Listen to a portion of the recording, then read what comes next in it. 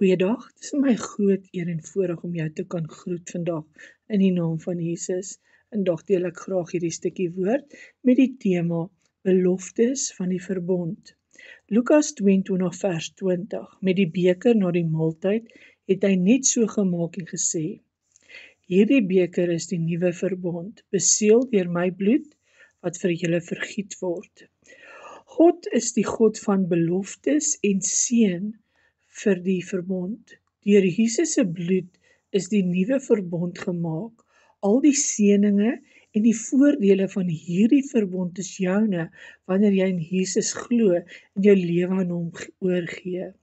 Die nuwe verbond is 'n verbond van genade en barmhartigheid, reiniging en vergifnis, geloof en hoop, mag en liefde, guns en kunskap. In die nuwe verbond is Jesus jou regskappenheid, redding, verlossing en heiligmaking. Deur hom word die seëninge op jou uitgestort, skyn sy heerlikheid om jou, word sy skoonheid in jou gevorm. Vader, baie dankie vir hierdie boodskap. Dankie dat ons weer eens kan besef wat die beloftes van die verbond is. Ons sê dankie daarvoor.